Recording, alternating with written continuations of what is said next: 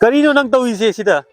Nó năm nhâm đi. Oh, kai chattoino ngasi. Ngasi se, ako Christmas ki sing yan ba to ne yu oi na. Kidi sa pa se. Kai da chattoino chingdaro. Chingda sing yan ba. Kai da chattoino so haide masi. Thang di ai ki thang di. Nang ka a si da si. Ken judi. Chale se.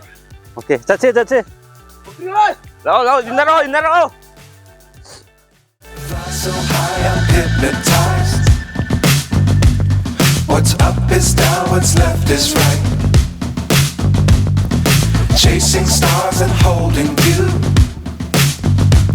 I can't see the end, but we'll see it through.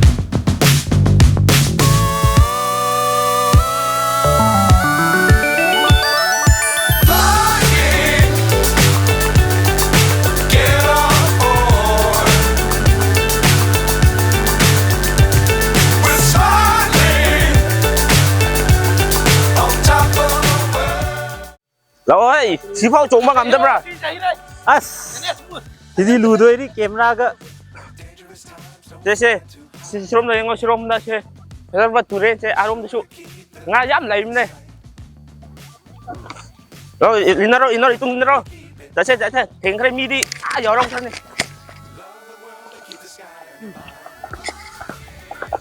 Okay, adu horen jing yaw raga amu kapake. Hojiki lambida chatlage. 예. 진짜 한가함 너무나 가나다 봐 한가함 있더라. 지세. 한글가 가나다 봐. 시공바 현장시네. 항보다 가나다 봐 한가함 할도. 짜버수 하다 봐. 아이 코이티 좀 짜던나. 허지세. 허지시 마팜세 야오레 시 짤라가 하다라가 좀 레르니 마팜세 얌 농아이니. tumbusu hana di tampra gumba tharam ne hojik ti ising amuk chau amuk pi tawgan bagi dum loina mut khre lao chang khe du di somda mu yeng oni nangi ngasai khrum jari haiba kaure ni amta to ne nangi dai long to khrum jari na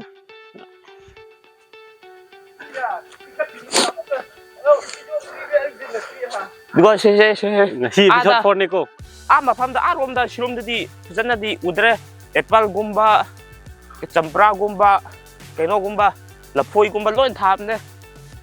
Ini jing se.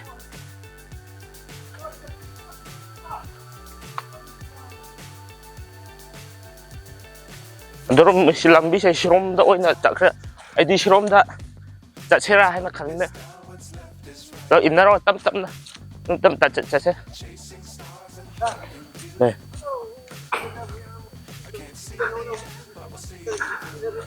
Thế ai khôi Unapal yut ki tre dan ne yam na thona phaba mi ne si okay mà sao ông ta uống du masam te yengo cái bi su sari ne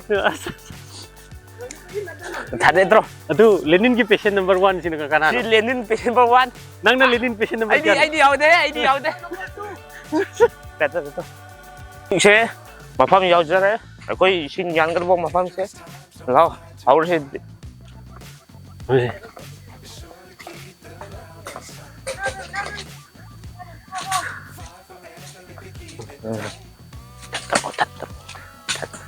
Karena sida yan bahura ke yang cái xem kok đi xem kok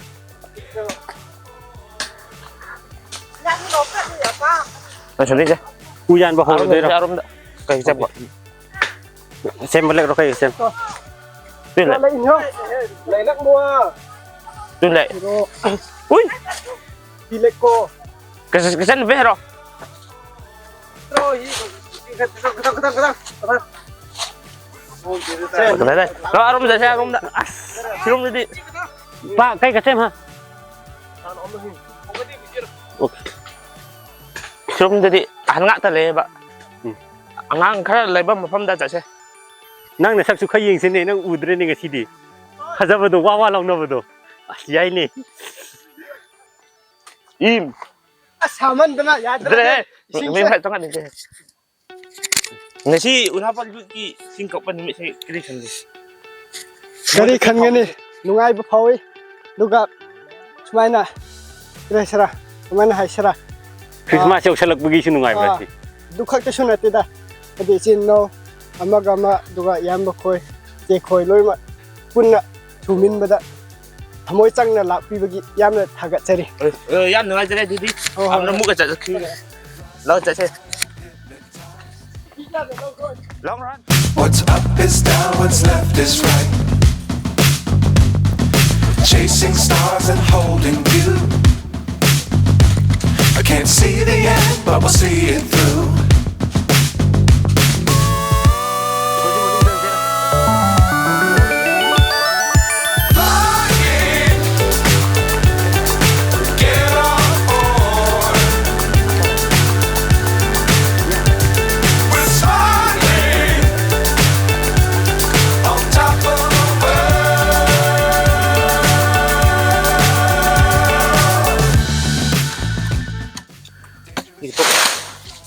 낭기 탕두디 헤로 낭기 탕두디 그만 또 뭐. 이제 이 다무 야오래 이진나도 봐 시탁다 그렇네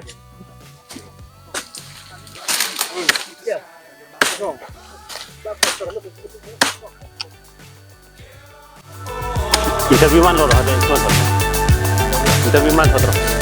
저 이게 막 이게 하면 서로 내가 핸드폰 내고 또이 그다발에 그 텔레폰 이거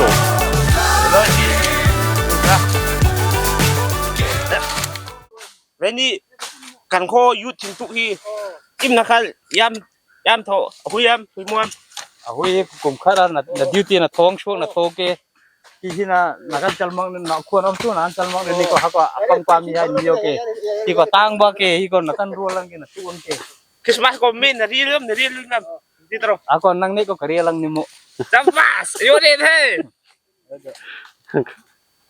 the 저거 namo interview ko ba thế weni yut na ba yut thing tu hi yam na khal huyam hui huimam hui kum khada hincha kum haya thingtuk tia hi ko tukeng yo lui ni khoni wina hui tam kan rol an rui hero ro ko than ro kin sat ni miring somlin om hina miring sothuk nom la hintiang ni te somri somra kan om hi ting ma hi milimi ma kan ni la velium ke kainin ju dai ning salene ki marangkaya sa salene singsu me nga hin navar pe tun lahongan laom hui tumi kum khisip sa ko huyang ke hayan mem ke marang kai ku mem huyang ke kalung kan rolang ke spot am huyang ke ikip huyarang ke tam ko phak che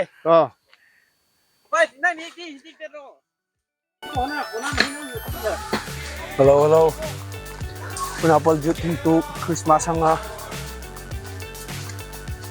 hello kamera weni ilero Hai. im na lungdo im na tiot masitro Ahoy ya thỉnh tu cần không nhỉ? Christmas with you Ray. Bye bye. Wala ni kiwa sito. Ulen show. okay Hilero. kare kito ke paire ke do riba Wa ying o ang ango. Na sum lai wa marak chalo ne. Si video ne si YouTube da ugni. video ne ba karma video ro YouTube da natra ga kali sai pam ga sum lai wa pa me. to bele hai taring de Dudi nang sakpa hai ba ma saklao. sai ro sai se karamba taning ba hai ro Ai di asum lai wa pa. Tani ya ni sakro. tu se da kat tau se ko Dudi miss call. nan no bes ko yare ko ai se chakchi de pa khan oi zaras lai ra ba in the putsaras mukjeli adum phasabani mukjeli adum phasabani ai wai ne lu da tau sani da na la suthi ra su phang ho do ra ni ai se chakchi de pa khan oi zaras lai ba in the putsaras mukjeli adum phasabani ꯄꯨꯛꯆꯦꯜꯗꯤ ꯑꯗꯨꯝ ꯐꯖꯕꯅꯤꯗ ꯍꯌꯦꯡꯋꯥꯏꯅ ꯂꯨꯅ ꯇꯧꯖꯅꯤꯗ ꯅꯥꯔꯁꯨ ꯊꯤꯔꯁꯨ ꯐꯪꯍꯧꯗꯣꯔꯅꯤ ꯑꯩꯁꯦ ꯆꯥꯛꯊꯤꯗ ꯄꯥꯈꯪ ꯑꯣꯏꯖꯔꯁꯨ ꯂꯥꯏꯔꯕ ꯏꯃꯨꯡꯗ ꯄꯣꯛꯆꯔꯁꯨ ꯄꯨꯛꯆꯦꯜꯗꯤ ꯑꯗꯨꯝ ꯐꯖꯕꯅꯤ ꯄꯨꯛꯆꯦꯜꯗꯤ ꯑꯗꯨꯝ ꯐꯖꯕꯅꯤ Thank you, okay. Hello, Chris.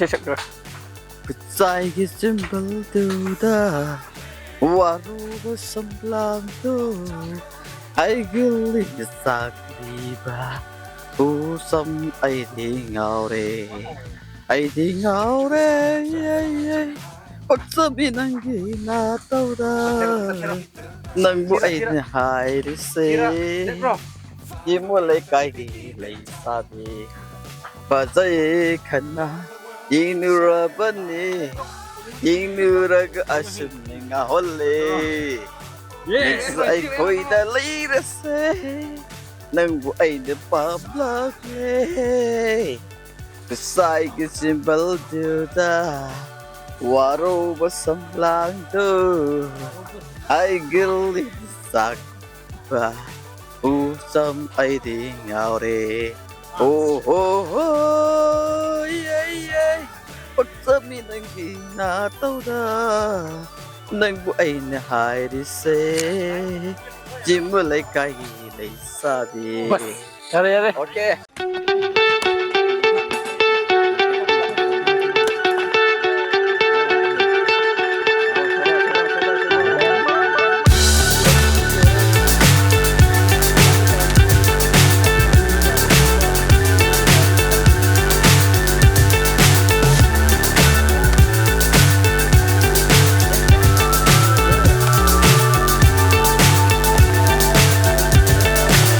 So high I'm hypnotized. What's up is down, what's left is right. Chasing stars and holding you. I can't see the end, but we'll see it through.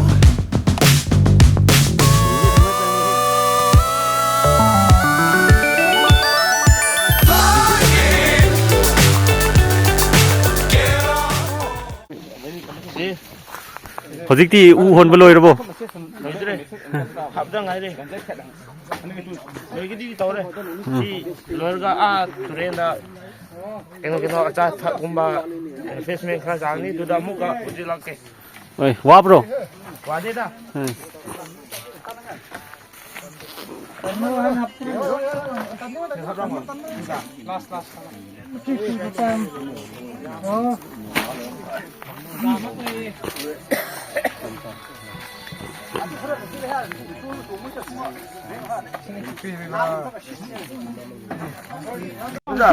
ꯍꯧꯖꯤꯛꯇꯤ ꯒꯥꯔꯤ ꯇꯣꯡꯉꯒ ꯌꯨꯝꯗ ꯍꯟꯅꯕ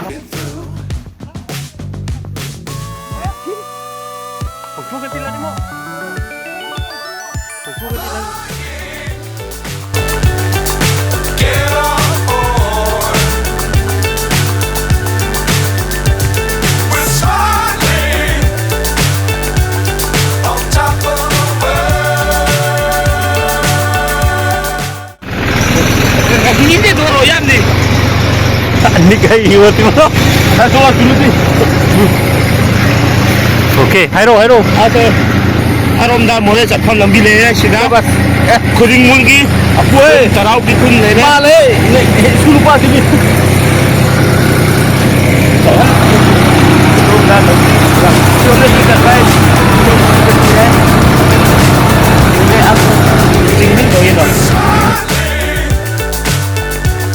On top of the world.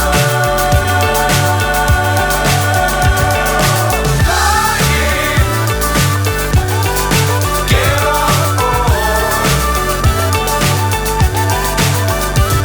We're smiling on top of the world. ꯉꯁꯤꯒꯤ ꯀꯨꯝꯁꯤꯒꯤ advance ꯈ꯭ꯔꯤꯁꯃꯥꯁꯀꯤ ꯁꯤ ꯌꯥꯝꯔꯕꯁꯦ ꯌꯥꯝ ꯅꯨꯡꯉꯥꯏꯌꯦ ꯁꯨꯝ ꯅꯨꯡꯉꯥꯏꯕꯁꯤꯗꯤ ꯂꯩꯇꯕꯅꯦ ꯅꯍꯥ ꯑꯣꯏꯔꯤꯉꯩꯗ ꯁꯨꯃꯥꯏꯅ ꯆꯠꯄꯁꯦ ꯁꯨꯝ ꯅꯨꯡꯉꯥꯏꯕꯁꯤ ꯂꯩꯇꯕꯅꯤꯀꯣ ꯑꯍꯟ ꯑꯣꯏꯔꯤꯉꯩꯗꯤ ꯂꯥꯛꯄ ꯐꯪꯉꯣꯏ ꯑꯩꯈꯣꯏꯅ ꯆꯠꯀꯗꯕ ꯁꯤꯒꯤ ꯒꯥꯔꯤꯅ ꯇ꯭ꯔꯦꯛꯇꯔꯅ ꯆꯠꯀꯗꯕ ꯂꯝꯕꯤꯁꯤ ꯍꯥꯏꯐꯦꯠꯇꯪ ꯑꯦꯛꯁꯄ꯭ꯂꯦꯟ ꯇꯧꯕꯤꯌꯨꯅꯦ ꯂꯝꯕꯤꯁꯤꯗꯤ ꯍꯥꯏꯔꯣꯏ ꯏꯃꯥꯏ ꯍꯥꯏꯕꯗꯣ ꯑꯣꯏꯔꯅꯤ ꯂꯝꯕꯤꯁꯦ ꯁꯤ ꯑꯃꯨꯛꯀ ꯑꯣꯏꯔꯒ ꯑꯉꯝꯕ ꯀꯥꯒꯅꯤ ꯑꯉꯝꯕꯗꯨꯅꯦ ꯑꯩꯈꯣꯏꯅ ꯋꯥꯒꯗꯧꯕꯁꯦ ओके अदुदी जर्नीꯗ ꯆꯠꯂꯁꯦ ꯃꯌꯥꯝ ꯆꯠꯃꯤꯟꯅꯔꯁꯦ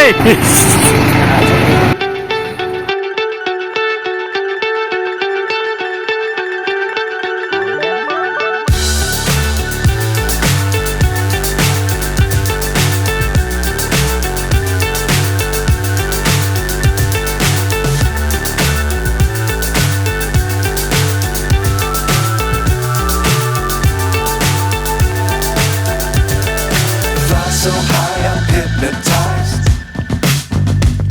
What's up is down, what's left is right. Chasing stars and holding you.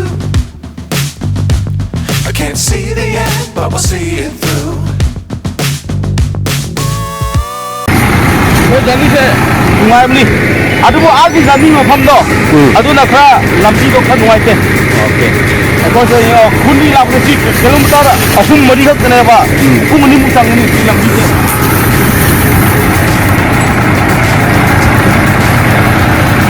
ꯁꯤꯁꯨ ꯑꯩꯈꯣꯏꯒꯤ ꯈꯨꯟꯒꯤ ꯂꯝꯅꯦ ꯑꯗꯨꯒ ꯁꯤꯁꯨ ꯑꯩꯈꯣꯏ ꯈꯨꯟꯒꯤ ꯂꯝꯅꯦ ꯑꯣꯏꯔꯤꯕ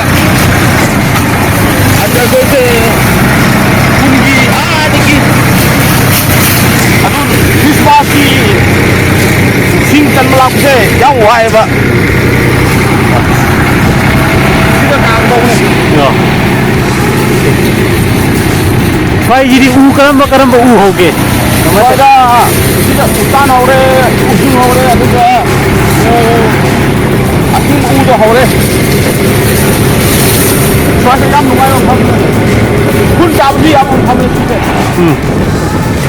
ꯁꯤꯁꯦ ꯑꯩꯈꯣꯏ ꯈꯨꯟꯒꯤ ꯂꯧꯅꯦ ꯑꯩꯈꯣꯏꯒꯤ ꯈꯨꯟꯒꯤ ꯁꯤꯒꯟꯒꯤ ꯂꯧꯅꯦꯕ ꯁꯤ ꯑꯩꯈꯣꯏꯒꯤ ꯃꯈꯩꯁꯦ ꯈꯣꯛꯇꯪ ꯈꯣꯏꯒꯤ ꯂꯧꯅꯦꯕ ꯁꯣꯝ ꯆꯠꯂꯒ ꯑꯥꯗ ꯈꯨꯔꯩ ꯈꯔꯥꯎ ꯂꯩꯔꯦ ꯁꯣꯝ ꯆꯠꯂꯒ ꯇꯔꯥꯎ ꯂꯩꯔꯦ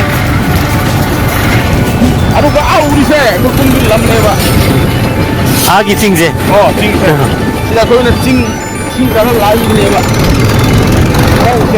ꯑꯗꯨꯒ ꯁꯤꯒꯤ ꯃꯃꯥꯡ ꯎꯔꯤꯁꯦ ꯁꯤꯗꯤ ꯑꯩꯈꯣꯏ ꯈꯨꯔꯩ ꯈꯔꯥꯎꯒ ꯑꯩꯈꯣꯏꯁꯦ ꯂꯝꯁꯦ ꯁꯤꯗ ꯂꯣꯏꯔꯕꯅꯦ ꯁꯣꯝ ꯁꯥꯏꯗꯇ ꯃꯣꯏꯒꯤ ꯑꯣꯏꯕꯅꯦ ꯁꯣꯝ ꯁꯥꯏꯗꯇ ꯑꯩꯈꯣꯏ ꯑꯣꯏꯗ꯭ꯔꯕꯅꯦꯕ ꯑꯩꯈꯣꯏꯒꯤ ꯈꯨꯟꯒꯤ ꯂꯝ ꯉꯥꯛꯇꯅꯦ ꯏꯆꯥꯟꯈꯣꯏꯁꯦ ꯑꯗꯨꯕꯨ ꯑꯩꯈꯣꯏꯅ ꯂꯥꯛꯃꯟꯗꯕꯒꯤ ꯏꯆꯥꯟꯈꯣꯏꯁꯨ ꯃꯤꯅ ꯑꯗꯨꯝ ꯌꯥꯟꯕ ꯂꯣꯏꯔꯦ ꯑꯗꯨ ꯑꯩꯈꯣꯏ ꯁꯤꯗ ꯇꯥꯒꯗꯧꯕꯅꯤꯀꯣ 오케이 ꯑꯗꯨ ꯁꯤ ꯑꯃꯨꯛ kumgadabra khoina sida ꯀꯨꯝꯃꯣꯏ ꯑꯗꯨꯝ ꯇꯣꯡꯉꯣ tractor thawbo nupasi ayaba nupani ꯑꯌꯥꯕ ꯅꯨꯄꯥꯅꯤ ꯕ꯭ꯔꯣꯅꯦꯕ bro khoigi bro ne mayam ki bro haitare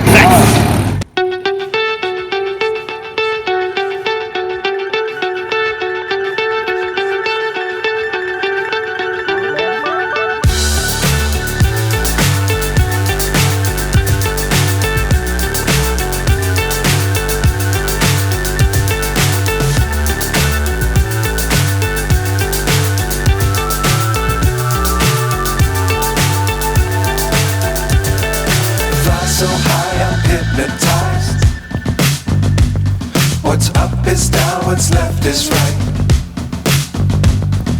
Chasing stars and holding you. I can't see the end, but we'll see it through.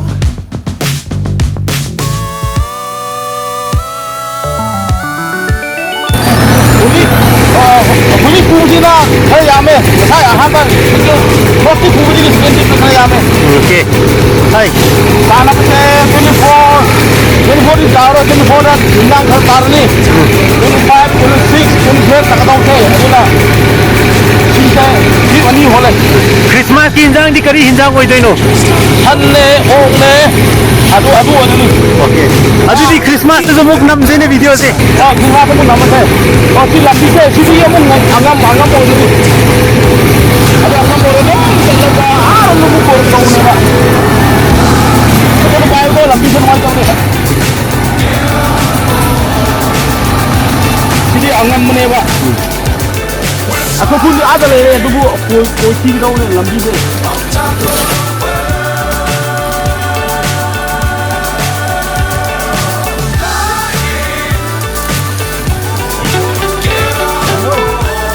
Aku. Aku ni sing tarik.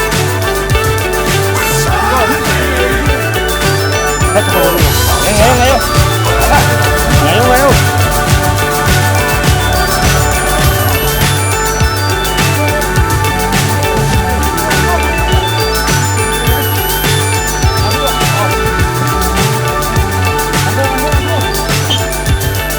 Fly so high, I'm hypnotized.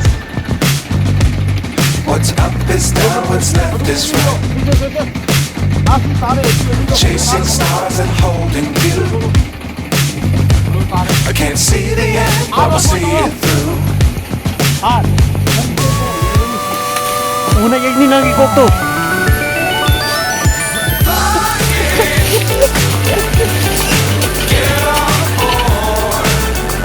Yang luar sana, itu aku bukan di dalam itu. Sorry, ini kan baru. Kun dia ada lagi ni, mem. Ada. Lam na ubus kun ni. Dangerous times don't fly too high. Driver ni tong chale he. Tong chale basi. Hey. Ma. Kun apa ni tong chale he. Basi. Oi. Keep the sky Oi, soja. Kamu tahu ni, kau di warin ni, kau di. Kita mau jadi kau. Tinggal tunggu ni. Pergi. Thora ke ni. Chirstmas ki oimne hai kau. Tathok kau ni, tekan tu puthok le ni. Driver ni mapung pan phau ni. Driver tu namju ni. Driver nami.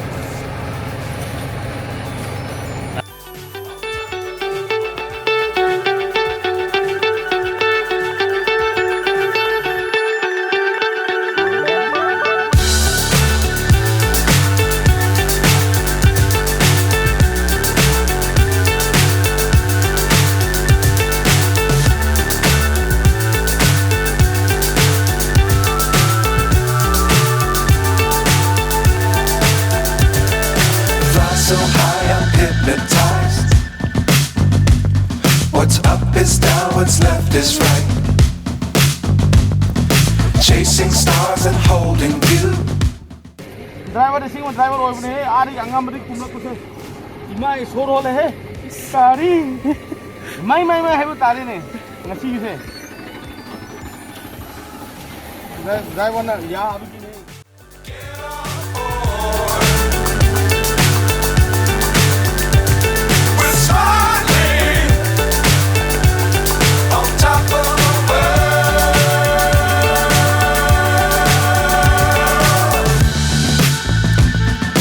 Dangerous times don't fly too high. Be sure to keep the ground in sight. Fly forever if you keep it tight. Love the world but keep the sky on your mind.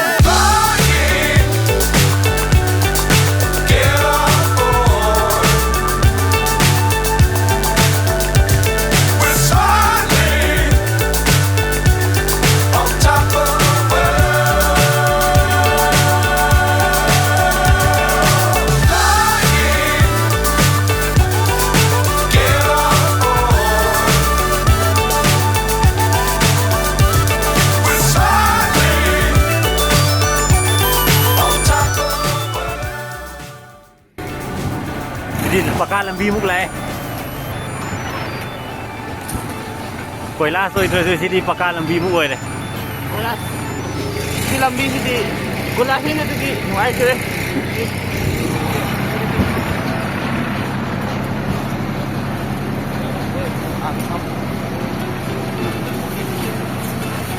kandang ko mo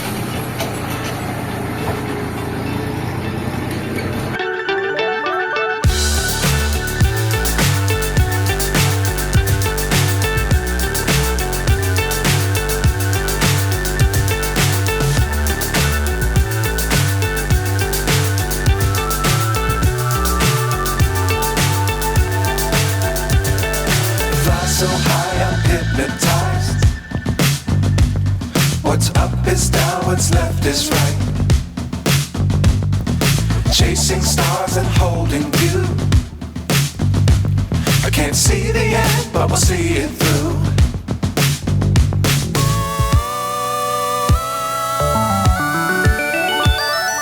Flying, get on board. We're smiling on top of the world.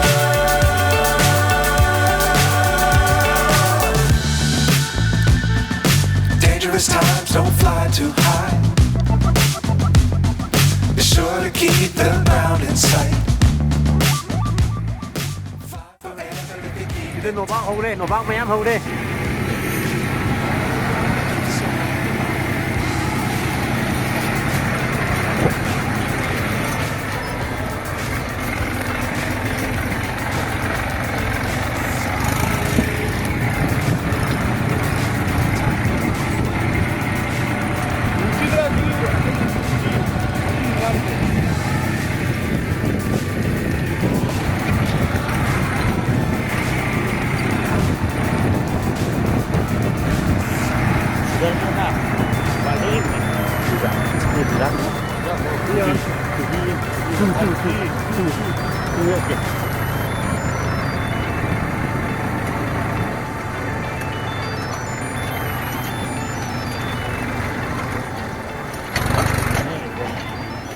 Sida chu hai do sida mayam banjare yengo se Si chugi farm ni mấy em. do chaning ba mi le di dum la ba ya ni Rồi, ở cái location thì cái tên nào? Mấy anh ta hay view này cái location. location che rom na ba le na ba maning da lai ne kumal kumal da Mấy em chugi farm ni, chugi farm.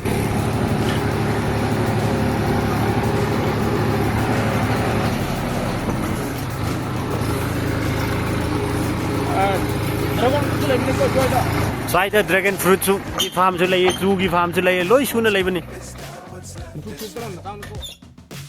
hek pa challe mapu na ni ram ne ngai mapu da ngasai ni ram ba ne phaina mapu min do kanu kute hai ne ko na kanu kute ngon ni ram ne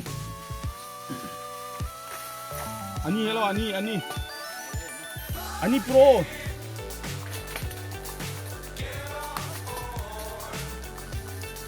Ama hello. Kanu kita kono ni bubu.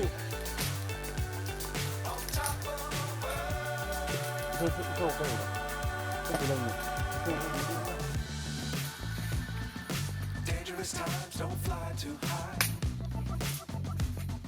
Be sure to keep the ground in sight. 제 거기 징기 시 하는 비다. 징기 스타일네. 하와이. 자 그럼. 자.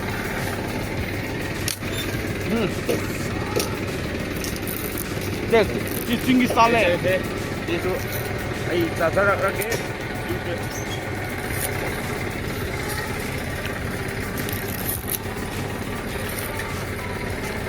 máu chi đi thùm này he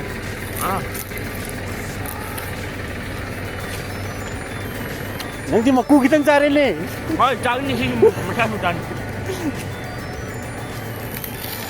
mà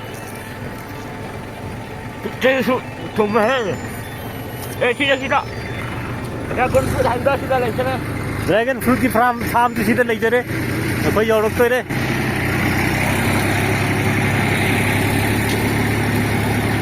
dragon fruit ki farm muk lai re ko sida loi su na lai bani sida mayam koi bela ko unapal khunda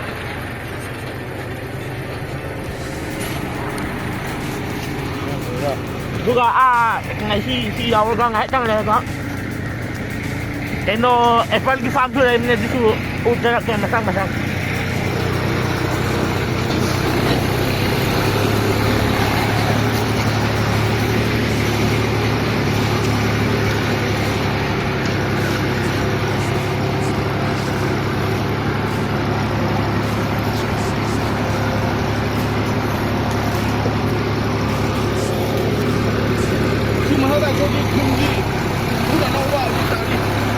kuna kuna lau betul, buka. utre ni kamera tu Ada kuna lau ni lagi kok.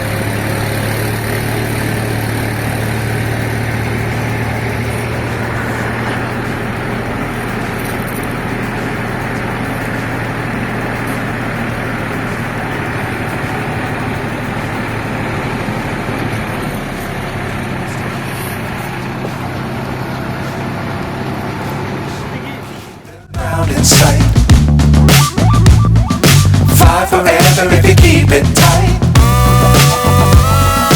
Love the world, but keep the sky on your mind. Get on board. We're soaring on top of the world.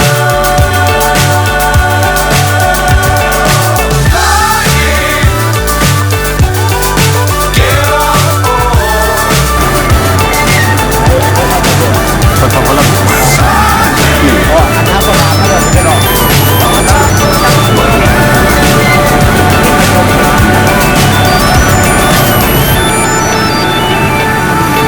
Hojik na apple farm yuzare apple farm ki mana amta hongdre hojik matam helak pagi mana amta hongdre winter yusalak pagi ado side apple farm ni ko mayam si mayam hori jingge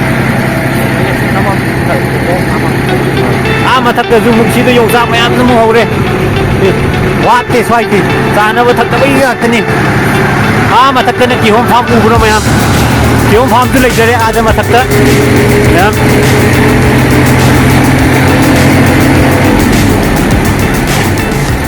Silap ini sampra. Sampra ke makai sini sampra ni mata kisi nak kihom ni ko. Ya. Sini umang lagi ko. Sini umang lagi. What's up is down, what's left is right.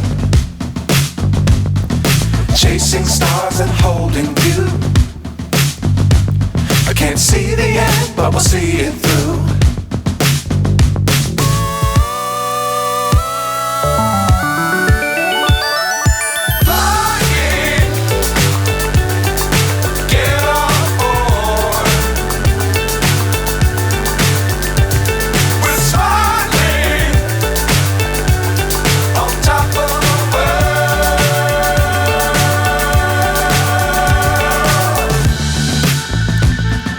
Dangerous times, don't fly too high. Be sure to keep the ground in sight. Fly forever if you keep it tight. Love the world, but keep the sky on your mind. Get on board. We're soaring on top of Banyan tree si lai re. Sige makha dene ko khoi kum ise. Ani ki thong ari badi tek re. Sida lai bise.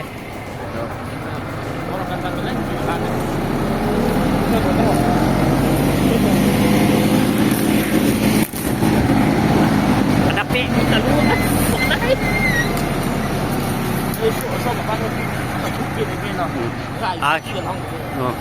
Ada singyam lai bane si singyam lu bane do sida koi wai khu zu mu wai khu pha ba lai ko sida koi adu nongma mathangi video da koi wai khu gi video mu wai khu pha ba gi video sun namjarak ke hoji hoji ki ngasi di hoi nangaroi ngasi di hoi si makha gi kakting boy na dum leinare dum unapan ko leinare me an gi wadi se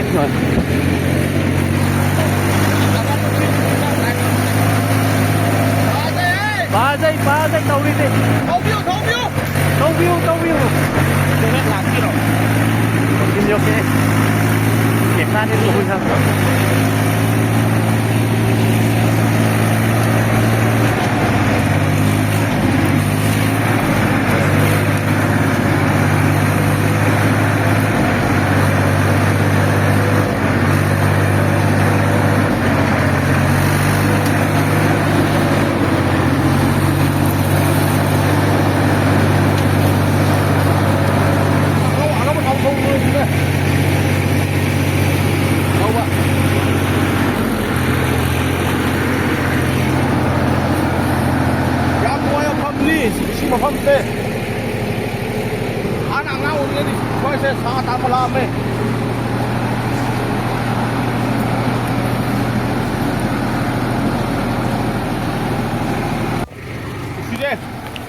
Isi lambi som isi kat sina kakting dum phoroni isi kat sina Unapal आगे plane की लागा उनाबन फाव यारे अदो कक्चिंग की लासु सिदगी plane फाव यारे सिना shortcut हाइना बदल लंबी दो यारे driver थाबियो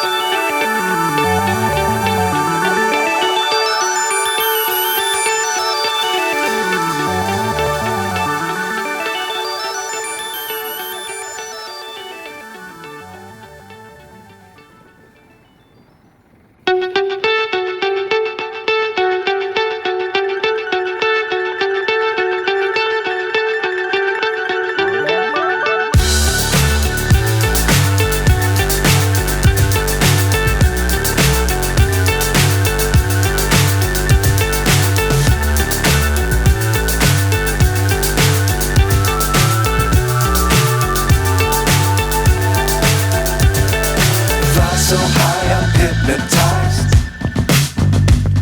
What's up is down, what's left is right. Chasing stars and holding you. I can't see the end, but we'll see it through.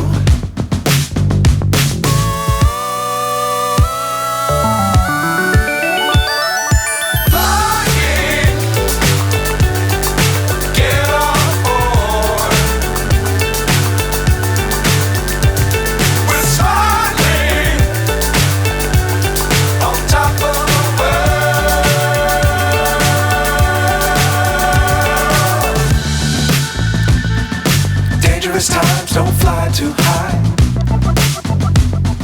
Be sure to keep the ground in sight. Fly forever if you keep it tight. Love the world but keep the sky on your mind.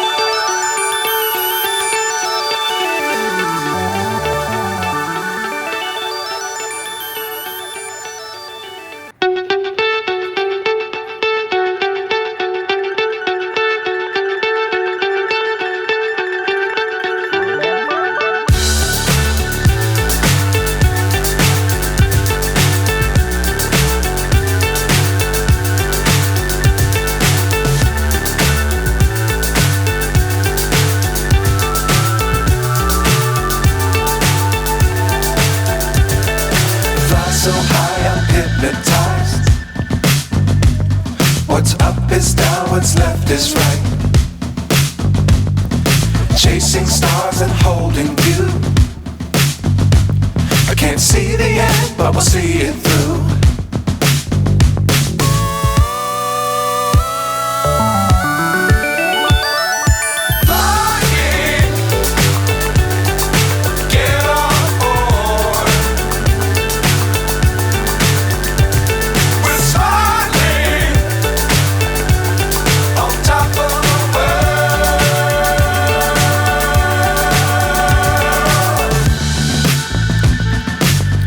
Times don't fly too high. Be sure to keep the ground in sight. Fly forever if you keep it tight. Love the world but keep the sky on your mind.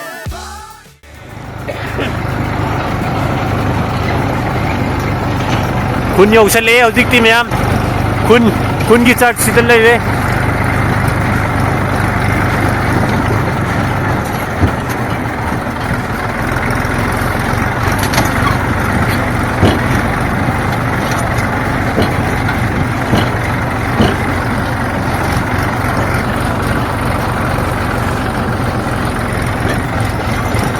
Ma'am से कोई खून की church ने को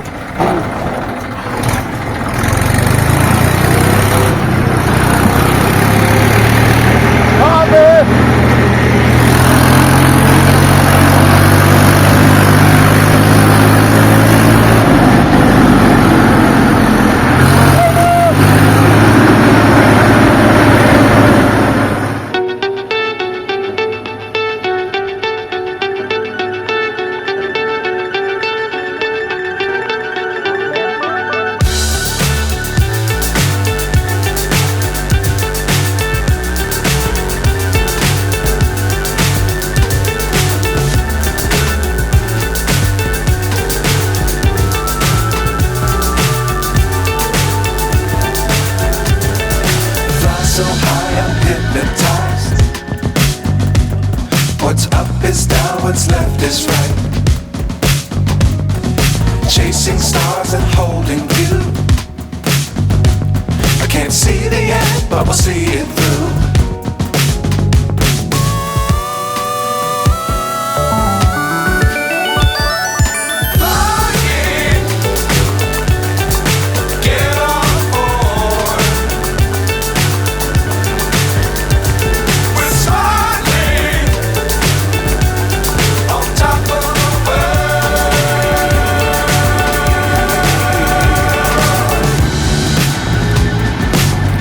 Times don't fly too high. Be sure to keep them round in sight. Fly forever, baby, keep it tight. Christmas Love the world, but keep the sky in your mind. Get on board.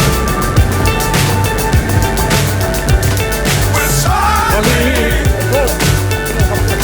on top of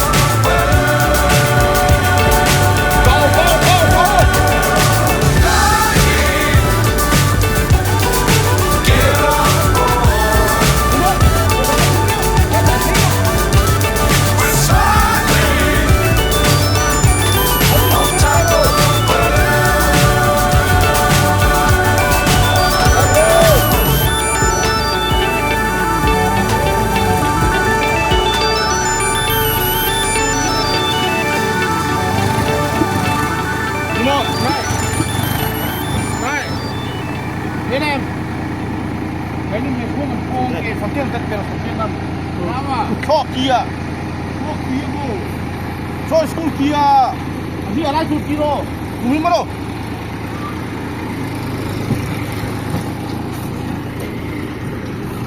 Chok kia,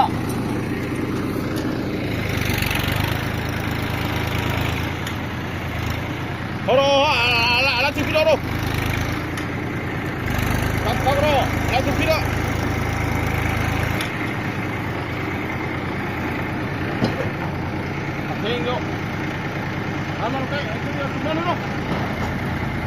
khăn lăn mũi cắt lông thôi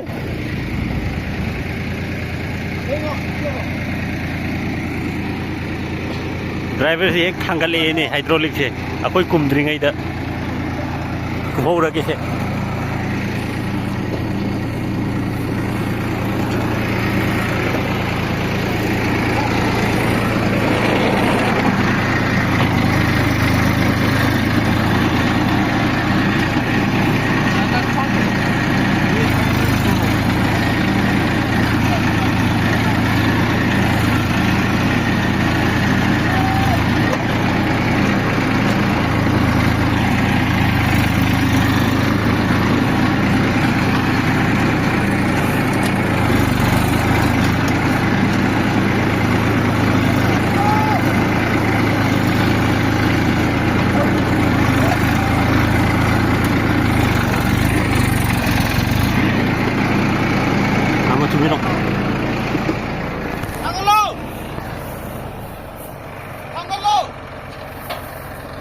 당글로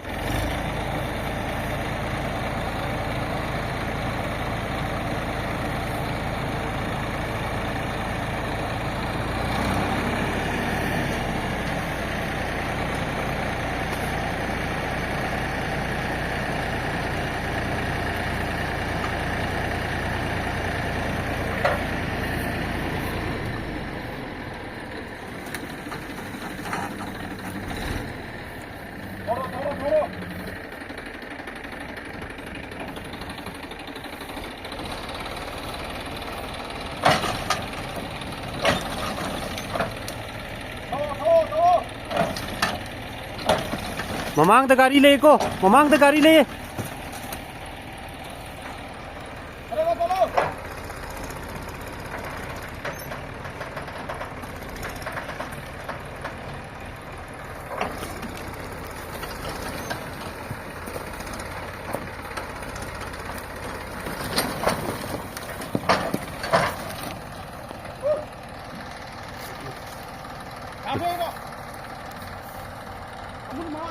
이거 상 흘러. 소리 뭐 소 산도 어떻게?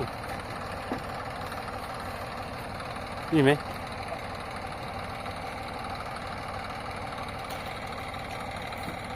Ma'am सिदा Singh थमनी Christmas फावगी थमदोइने उजी कंगनबा ngasi date 4 ne ba ngasi aduda date 6 date 25 nangnaba date 25 ta sanja doine ma'am aduda su video mung namjarake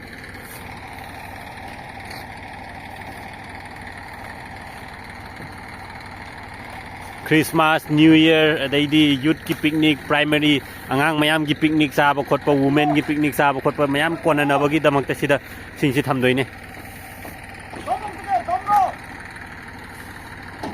domro tike domro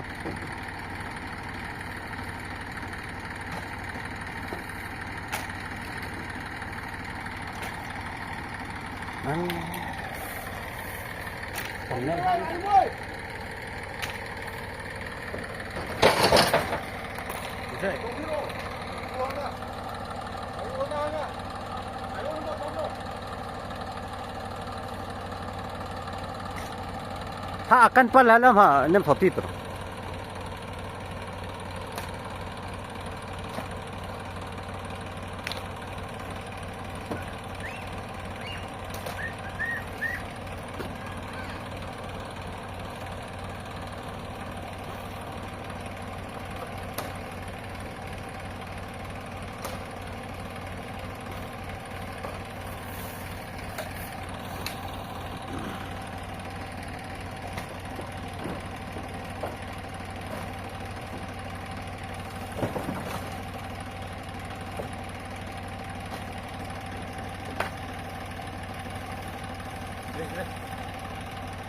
adudi mayam ngasi singhon bagi muk somna kanda kaino yen singju jani hai aduda muk chalu rase yen singju ja ba chalu rase na oi chalu se lao dili kong khut sai san na ham ra ka thau na chalu se lao chalu se ayu gi the freshman se mayam na ngai de bi da charam se duna ai gi saruk se ai gi ga cameraman gi saruk se ground da puraga chajarage ti haubra te samta yingjarage mahau se kaman tauge na ante yeng chini tu kap focus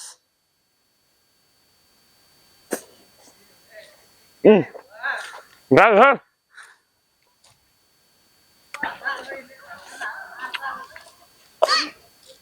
mahau gi wa su de hai na le tan wa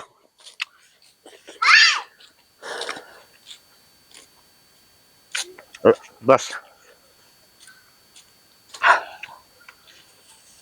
driver gi su yobun tro du na sa ba ho re si sikte ngang test yeng ne da haubra hau tabra na